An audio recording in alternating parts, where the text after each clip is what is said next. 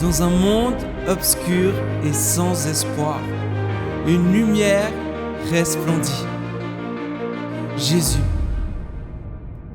Son visage nous est inconnu, mais ses paroles transforment nos vies encore aujourd'hui. Jésus, pain de vie, source d'eau vive, lumière du monde, aimant, roi des rois, rédempteur, bon berger, parole de Dieu, visage de Dieu, voix de Dieu, Dieu. Dieu ami, Dieu qui vit, chemin, vérité, vie. Jésus, tout simplement Jésus.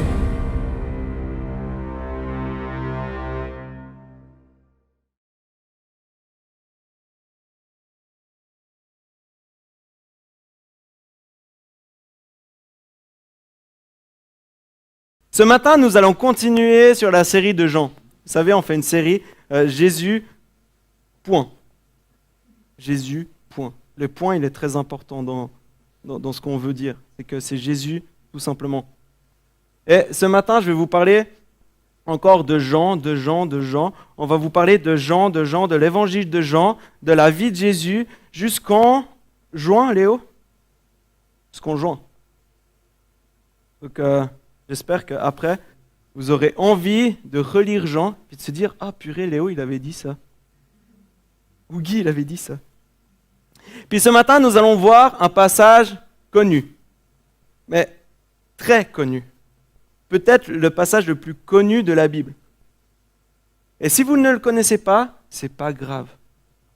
Je n'ai pas envie de vous dire « Oh, purée, vous ne connaissez pas ce verset, oh là là. » Non, c'est pas grave, c'est OK.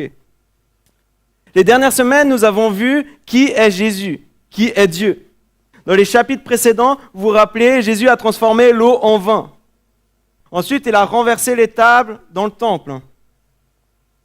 Nous avons vu Jésus qui prenait les traditions religieuses et soit qu'il les transformait en meilleur, de l'eau en vin, on préfère le vin que l'eau des fois, et aussi il faisait du tri. Il renversait les tables dans le temple. Nous voyons Jésus qui vient ici purifier, il vient sauver, mais il ne vient pas juger le monde. Nous sommes ici comme dans une conclusion des 3 chapitres. Et ce matin, nous allons parler de la grâce de Dieu. Vous avez déjà peut-être entendu 1000 choses sur la grâce de Dieu. Ou peut-être que vous n'avez jamais entendu parler de ce mot, grâce de Dieu. Peu importe où vous êtes ce matin, peu importe votre chemin, je suis convaincu que Dieu a prévu quelque chose pour vous ce matin. Et vous n'êtes pas seulement ici pour écouter quelque chose qui est un leitmotiv pour aller dans la semaine. Non, on est ici pour écouter la parole de Dieu, pour chanter Dieu. Et c'est vraiment quelque chose que j'avais à cœur de vous dire, c'est que ce matin, mon but c'est qu'on puisse continuer dans la semaine, que le dimanche ne soit pas juste un moment. Vous savez, un moment, je vivais que le dimanche ma vie chrétienne. Mais que cette vie chrétienne, cette vie avec Jésus, qu'on puisse la continuer tous les jours. Et le titre de mon message ce matin, c'est « Jésus, la grâce qui bouscule ». Nous allons voir ce matin 3 principes de Dieu qui nous montrent ce qu'est la grâce. Et ces 3 principes sont tirés directement du texte qu'on va lire. Je vous invite à ouvrir vos Bibles, surprise, en Jean 3. Jean 3 à partir du verset 14. Et tout comme Moïse a élevé le serpent dans le désert, il faut aussi que le Fils de l'homme soit élevé, afin que quiconque croit en lui ne périsse pas, mais qu'il ait la vie éternelle. En effet, Dieu a tant aimé le monde qu'il a donné son Fils unique, afin que quiconque croit en lui ne périsse pas, mais ait la vie éternelle. Dieu, en effet, n'a pas envoyé son Fils dans le monde pour juger le monde, mais pour que le monde soit sauvé par lui. Celui qui croit en lui n'est pas jugé, mais celui qui ne croit pas en lui, je me suis perdu. Celui qui croit en lui n'est pas jugé, mais celui qui ne croit pas est déjà jugé, parce qu'il n'a pas cru au nom du Fils unique de Dieu. Et voici quel est ce jugement. La lumière est venue dans le monde, et les hommes ont préféré les ténèbres à la lumière, parce que leur manière d'agir était mauvaise. En effet, toute personne qui fait le mal déteste la lumière. Elle ne vient pas à la lumière pour éviter que ses actes soient dévoilés. Mais celui qui agit conformément à la vérité vient à la lumière, afin qu'il soit évident que ce qu'il a fait, il l'a fait en Dieu. Le sujet de la vie éternelle est assez récurrent dans le chapitre 3. Nous en avons mention 3 fois. La vie éternelle nous pose pas mal de questions. Et elle est intéressante dans notre époque. Elle n'est pas has-been. Mais pourquoi ? Dans notre société, nous sommes tous à la recherche de la vie éternelle. Nous recherchons tous à être plus jeunes, grâce à la chirurgie esthétique. Nous cherchons à repousser l'espérance de vie avec les médicaments, les soins. Les plus riches de la Terre essayent d'améliorer les progrès technologiques pour pouvoir pousser l'évolution humaine, pour pouvoir toujours être plus proche de l'immortalité. On cherche toujours à aller plus loin. Les pays sont classés aussi par espérance de vie. La vie est précieuse, mais très courte. Quand on est jeune, on ne le réalise pas. Quand on parle avec des personnes plus âgées, ils disent toujours « Guy, tu verras, la vie est courte. » La vie est courte. Je ne dis pas par là que la chirurgie esthétique, que les médicaments, que les soins et que les progrès technologiques sont mauvais. Elles ont permis de sauver des vies, d'améliorer notre qualité de vie, aussi de pousser des fois notre espérance de vie. Mais elles nous poussent aussi à plus nous poser cette question, qu'est-ce qu'il y a après la mort ? Nous voulons toujours repousser la mort au plus loin. Nous pouvons dire que l'être humain cherche à tout prix d'essayer d'échapper à la mort et à la souffrance. C'est comme si au plus profond de notre être, nous nous disons, c'est possible. C'est possible. Il est possible d'échapper à la mort. Luc Ferry, un philosophe français athée, dit ceci. L'argent, la notoriété, le pouvoir, la séduction, lui, le citoyen moderne, apparaissent certes comme des valeurs enviables, mais relatives. Il leur en préférerait volontiers d'autres, jugées plus profondes, telles que celles de l'amour ou de l'amitié. Et je pense qu'il a raison.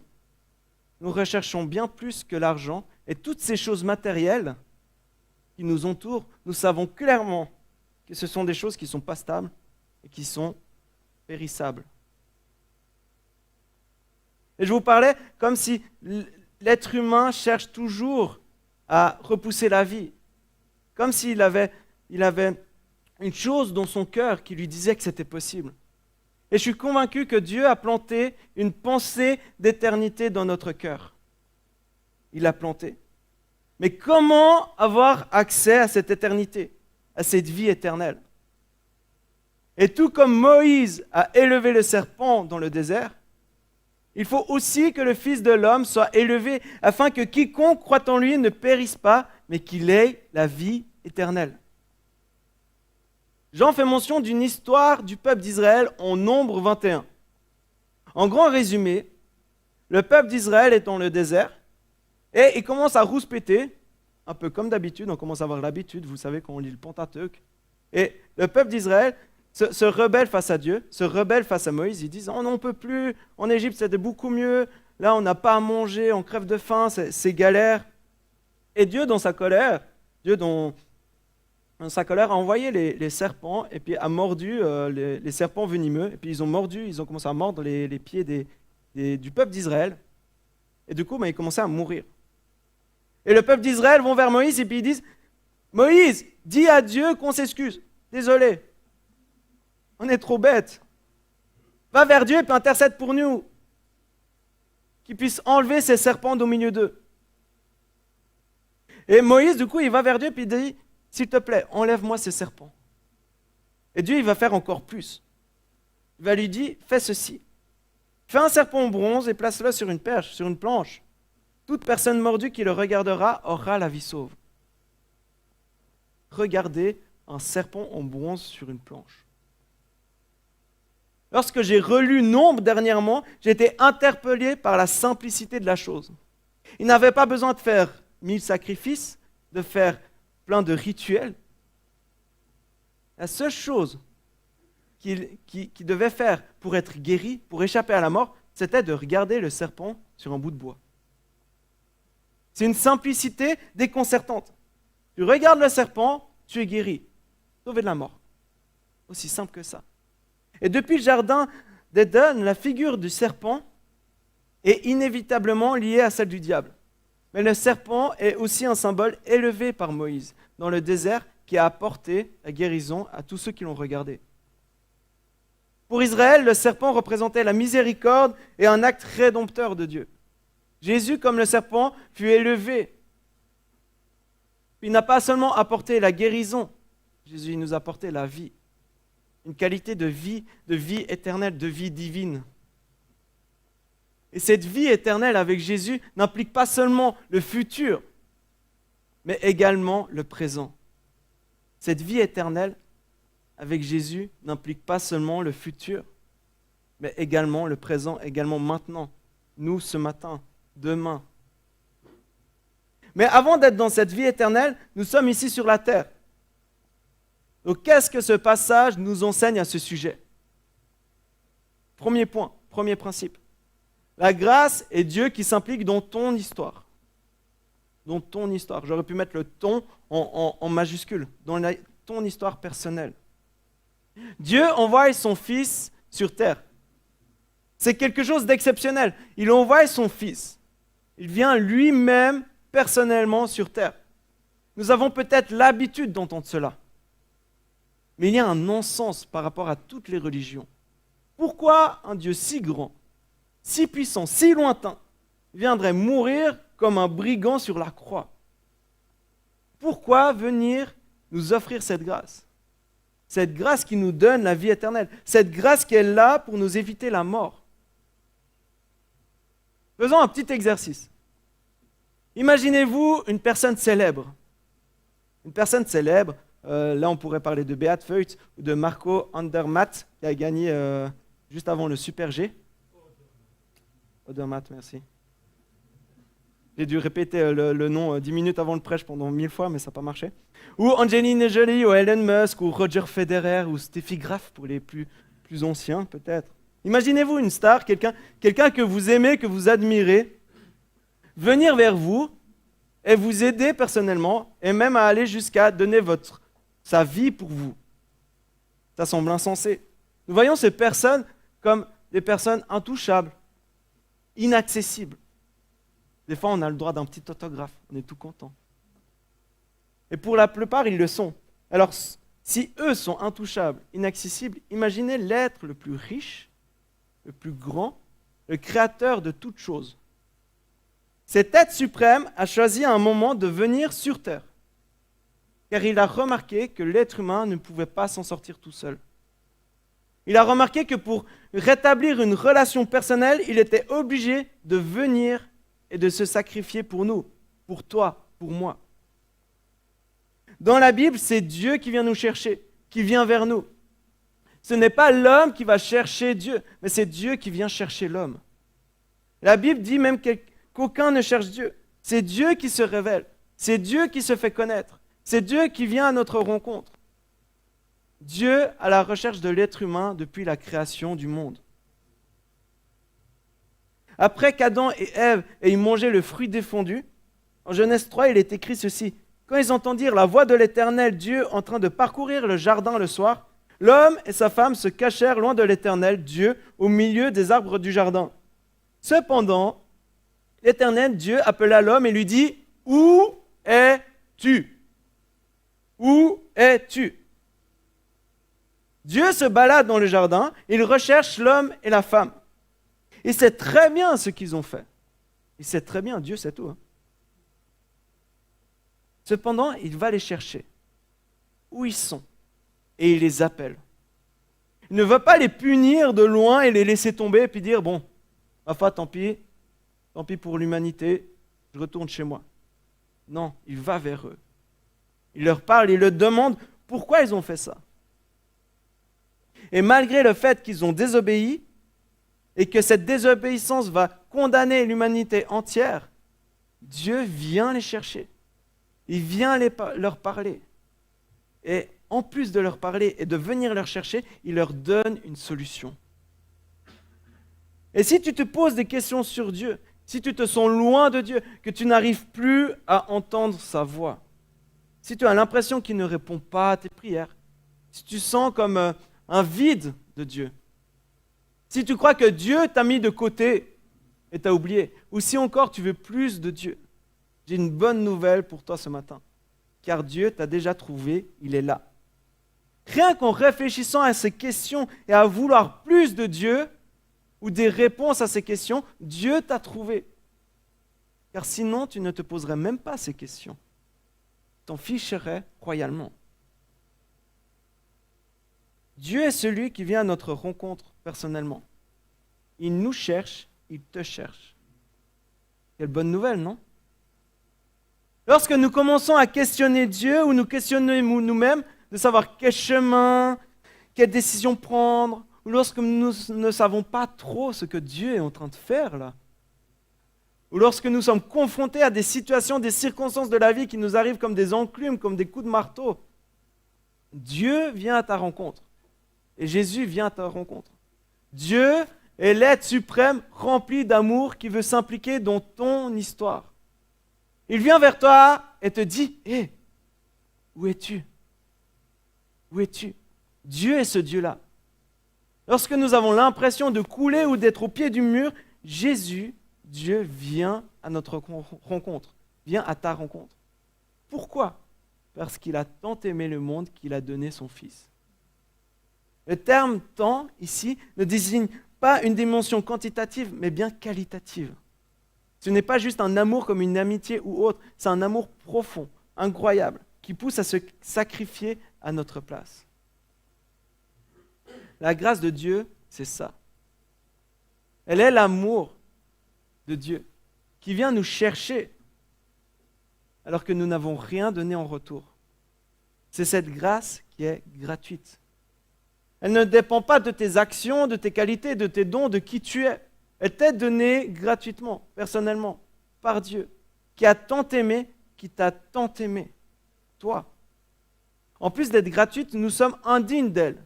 Nous sommes indignes d'être aimés. Pourtant, cette grâce, elle vient te chercher au plus profond de tes situations difficiles et au plus profond de tes questionnements. La grâce, c'est l'amour à sens unique. Un amour qui est en train de te chercher ce matin, qui vient te chercher. Et lorsque nous répondons à Dieu, nous voyons apparaître Dieu avec la vie éternelle. Cette vie qui te change déjà maintenant, qui te transforme, qui change ton histoire, qui te permet d'être remis sur pied dans ta vie, qui te rend digne d'être aimé. Elle te rend libre, elle te soulage. Soulagé par le fait que Jésus s'implique dans notre vie et soulagé par le fait que Jésus est venu pour sauver et non juger le monde. Et c'est mon deuxième point, la grâce est Jésus qui vient sauver le monde. La grâce est Jésus qui vient sauver le monde. Dieu, en effet, n'a pas envoyé son Fils dans le monde pour juger le monde, mais pour que le monde soit sauvé par lui. Jésus n'est pas venu pour rendre la justice sur terre. Son but premier était de sauver le monde. Par la croix, il nous donne la possibilité d'être sauvés. Il nous donne cette vie éternelle. Il y a un principe dans l'évangile de Jean qui est clair. Le monde est perdu. Super motivant. Hein? De toute façon, le monde est perdu. Il court à sa perte. Tout homme, tous les hommes, tout le monde sont perdus. Ils sont loin de Dieu. Il n'y a plus aucun espoir de l'humanité, dans l'humanité et sur cette terre. Et par la venue de Jésus-Christ, par le fait qu'il est venu sauver et non juger le monde, il nous donne une seconde chance. Une seconde chance d'agir conformément à la lumière. Et ça, c'est mon troisième point. La grâce te pousse à agir conformément à la lumière. Jean 3, 19, « Et voici quel est ce jugement. La lumière est venue dans le monde, et les hommes ont préféré les ténèbres à la lumière, parce que leur manière d'agir était mauvaise. En effet, toute personne qui fait le mal déteste la lumière. Elle ne vient pas à la lumière pour éviter que ses actes soient dévoilés. Mais celui qui agit conformément à la vérité vient à la lumière, afin qu'il soit évident que ce qu'il a fait, il l'a fait en Dieu. Par notre comportement, nous nous auto-condamnons. Ici, jugement peut être aussi traduit par verdict ou condamnation, la condamnation qui nous attend. Par nos œuvres, nous sommes perdus. Nous nous auto-condamnons. Et Jésus est venu pour nous sauver, pour nous donner une possibilité d'éviter cette condamnation qui est sur nous. Et il nous encourage à agir conformément à la lumière. Et agir conformément à la lumière, c'est agir conformément à Jésus, conformément à la vérité. Au contraire, être dans les ténèbres implique d'agir de façon mauvaise. Ici, nous avons une dualité tranchante. Soit tu es dans la lumière, soit tu es dans les ténèbres.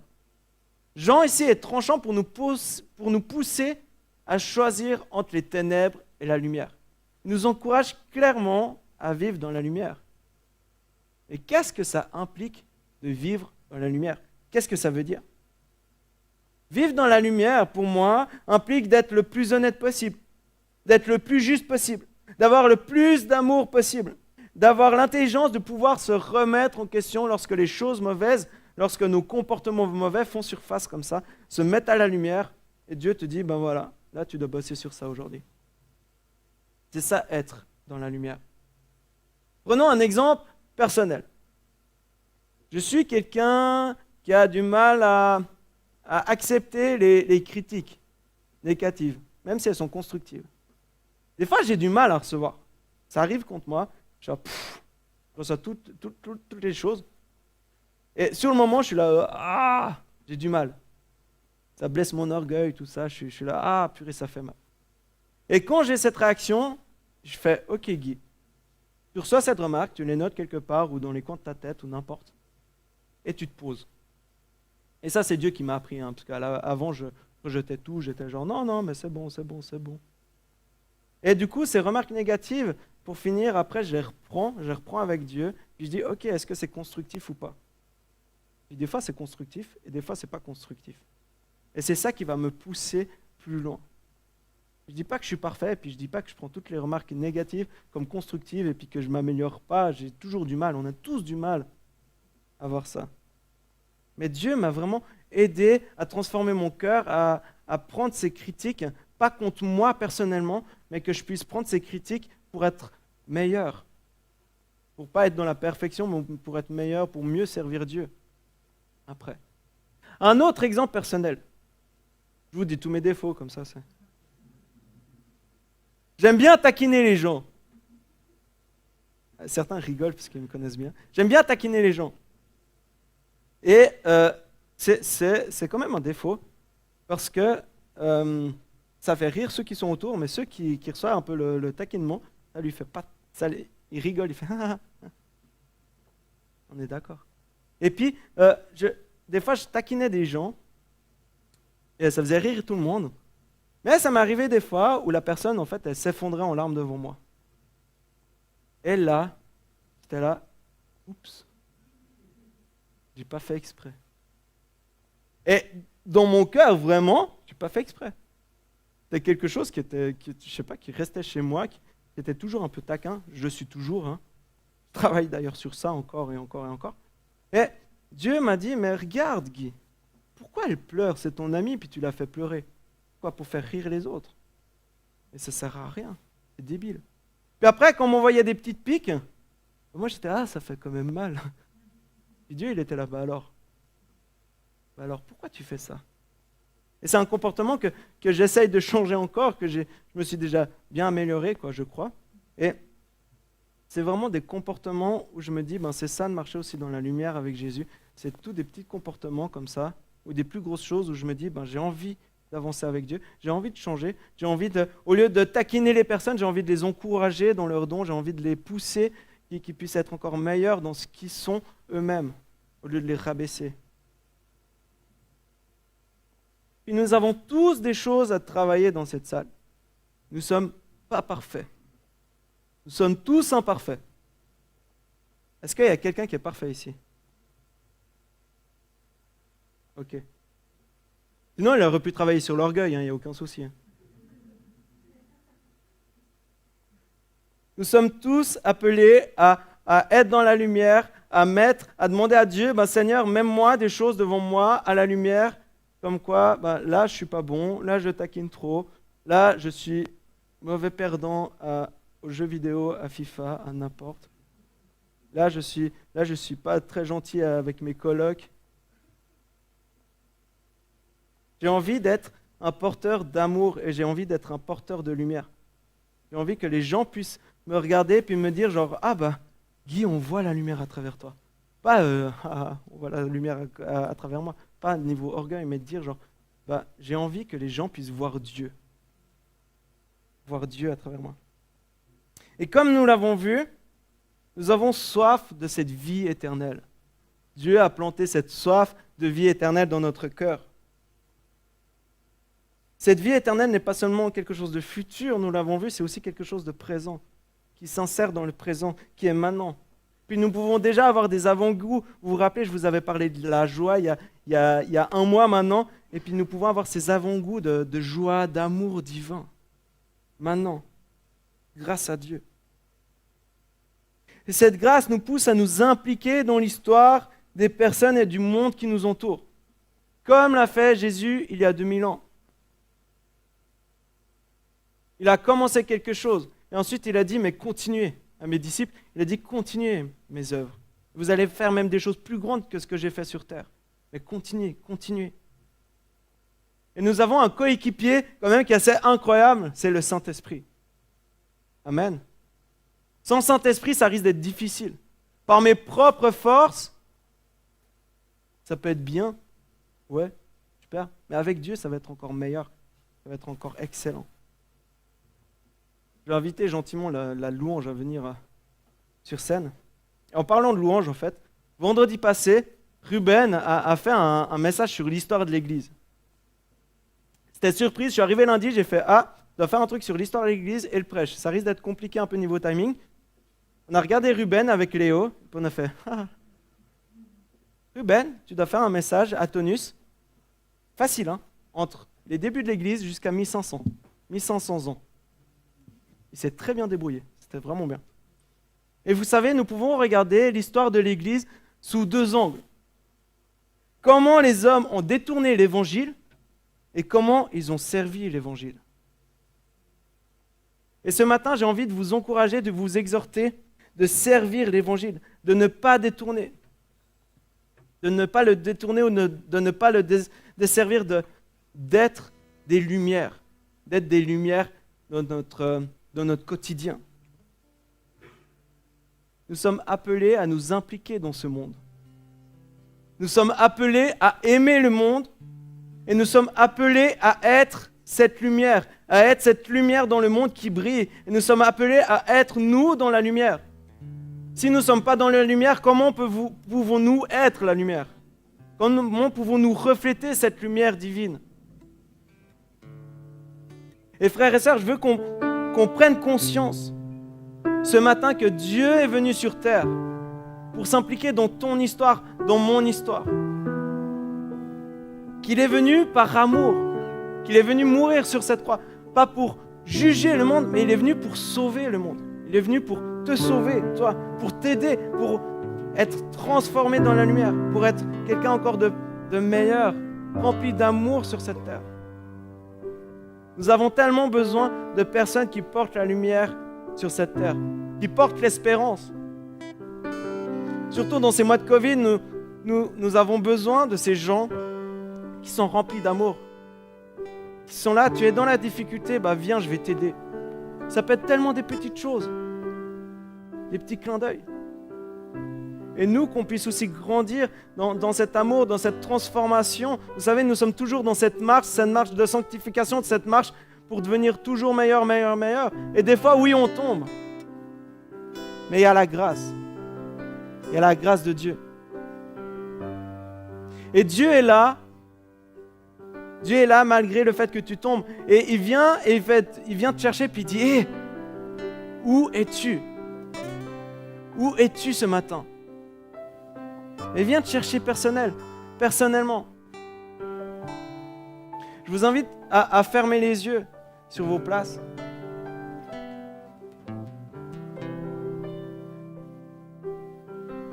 Et je vous invite pour ceux qui le veulent, prendre un engagement, peut-être en levant la main, on a tous les yeux fermés, ou un engagement dans le cœur si vous ne voulez pas lever la main, et de se dire, moi, j'ai envie de revivre cette grâce, j'ai envie de recomprendre cette grâce, j'ai envie que le Saint-Esprit me touche sur cette grâce et qu'il puisse me mettre en lumière les choses que je dois changer, qu'il puisse mettre en lumière ce qu'il faut changer.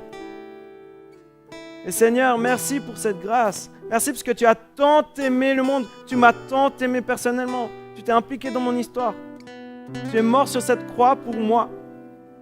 Et je t'invite maintenant à lever la main, à lever la main dans ton cœur, sinon, et puis de dire, oui Seigneur, je veux plus de toi. Je veux plus de toi, je veux plus de cette grâce et je veux être transformé de jour en jour.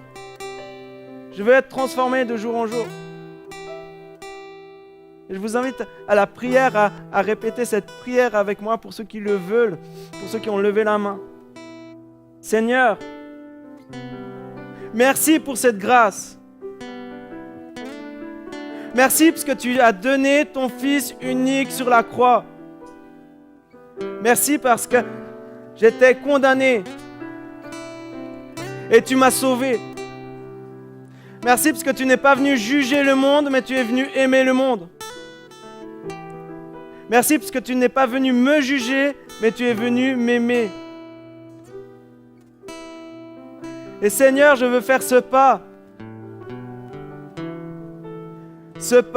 de vivre plus avec toi. Ce pas de vouloir être encore meilleur pour toi. Ce pas d'être dans la lumière et d'être la lumière.